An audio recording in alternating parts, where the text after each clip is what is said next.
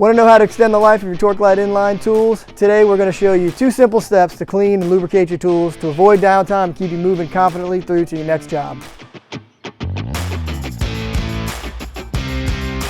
My name is Nick and I hope this video is helpful for you. Hydraulic torque wrenches are precision instruments that provide torque to some of the most critical bolted assemblies in the field.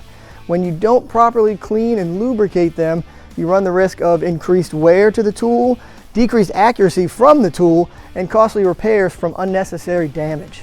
Okay, so here we are with an IU-7 with a 2 3/8 head. It's a very common size in the oil field. There's a spring clip on the back and the cylinder drive pin will pull out. Move your head, get to the tool in a second. This is what we're looking for.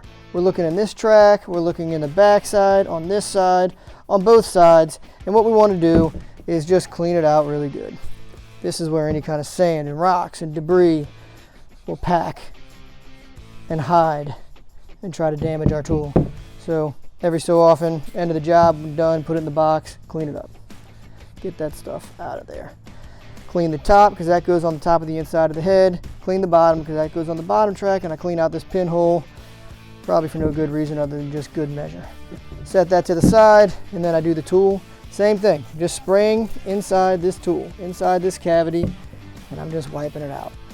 If my head is clean, my tool will stay clean. If my tool is clean, my head will stay clean, and vice versa. If you have a parts washer, this is a really great application for that because you can just wash down in this track and everything will come out of the back.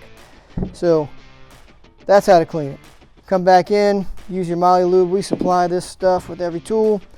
Do the bottom of your track and the bottom of the head, and then do the top. Repeat on all the sides. Good coverage. Was told a long time ago, you don't need a lot of lubricant, you just need a nice, even, thin coat.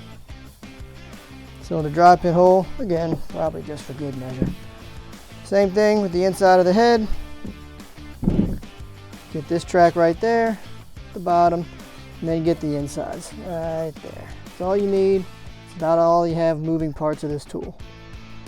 When you're done, you reconnect it. Put the head in, slide it, put your cylinder drive pin through the hole, and you're done.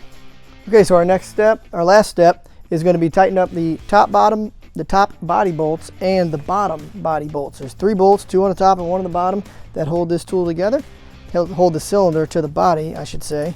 And we just want to make sure that they're properly torqued. So I got my Torq wrench set up. This particular nut calls for 20 foot-pounds. The bottom one calls for 75. It's something that we do at the factory.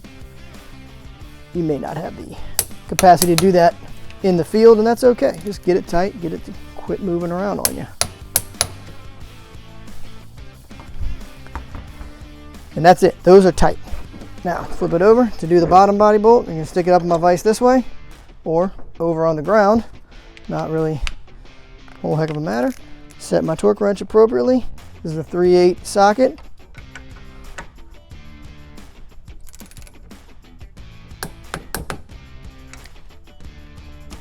That's it. Bottom body bolt torqued, top body bolts are torqued. This tool is held together.